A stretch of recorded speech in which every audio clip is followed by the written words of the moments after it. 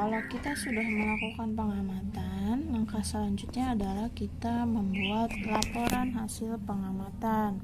Nah, laporan hasil pengamatan bisa dibuat seperti ini contohnya atau formatnya ya.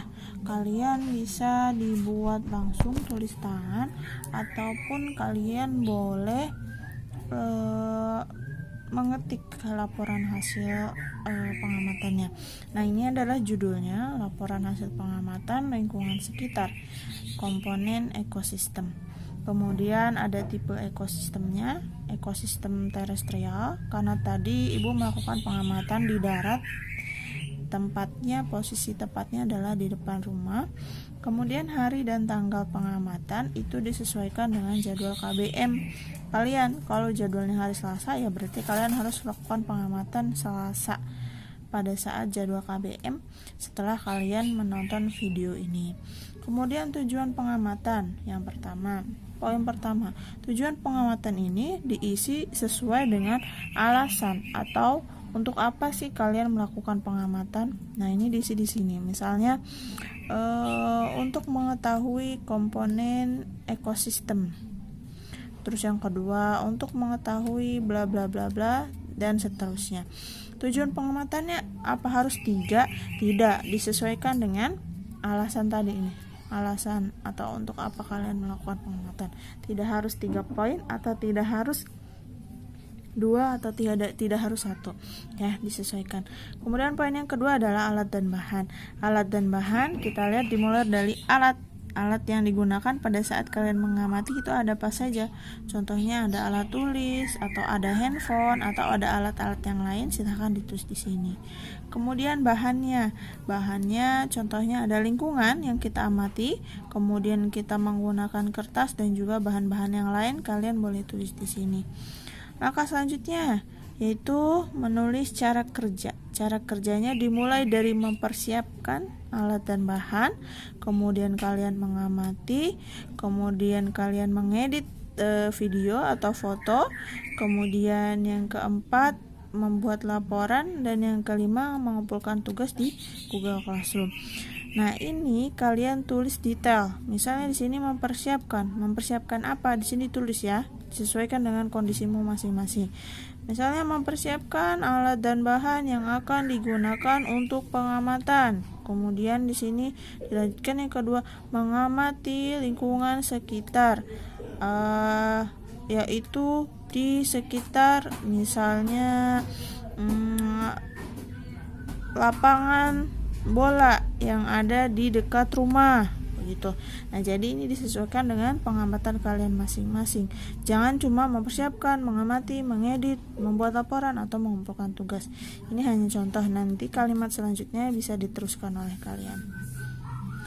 Selanjutnya adalah poin hasil pengamatan. Nah, di hasil pengamatan ini kalian buat tabel komponen ekosistem yang terdapat di, ini D-nya itu berarti di tempat yang kalian amati.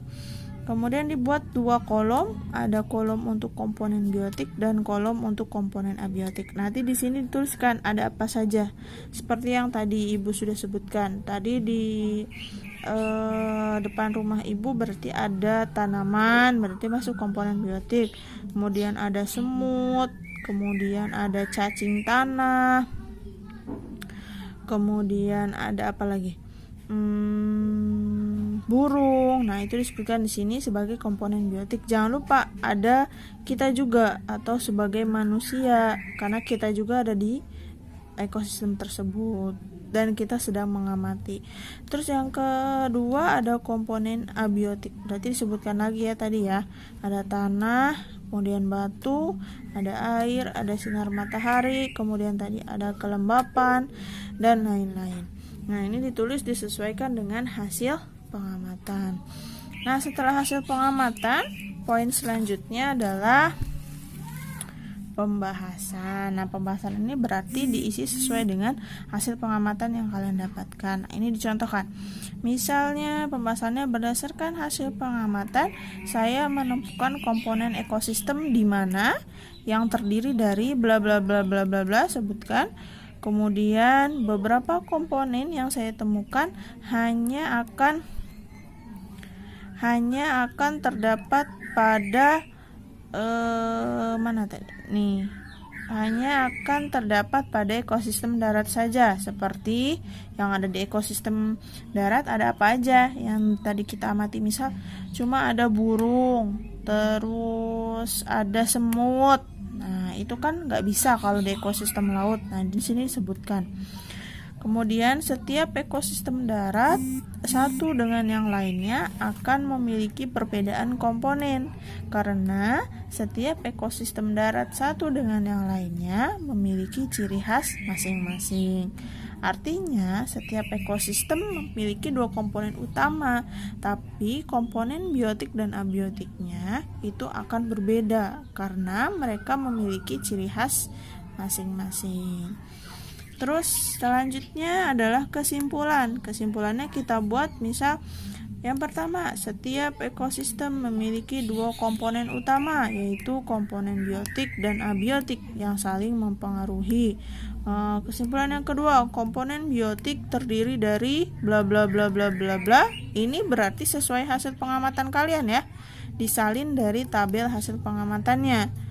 Kemudian yang ketiga, komponen abiotik terdiri dari bla bla bla bla bla, disesuaikan juga dengan hasil pengamatan yang kalian dapatkan. Bukan dari buku, bukan dari Google ya, tapi ini dari hasil pengamatan yang kalian dapatkan. Terus yang terakhir adalah dokumentasi. Dokumentasinya berarti berisi foto-foto hasil pengamatan tadi. Nah, ini di foto setiap komponennya. Misalnya di sini ada komponen biotik tanaman. Nah, berarti isinya di sini tanaman-tanaman yang ada di lingkungan sekitar kalian. Kemudian yang kedua adalah komponen biotik semut. Nah, berarti di sini foto semut yang tadi kita temukan. Ini komponen biotik burung, berarti foto burung yang tadi kita temukan, dan seterusnya sampai selesai. Nah, itu cara kita membuat laporan hasil pengamatan ya.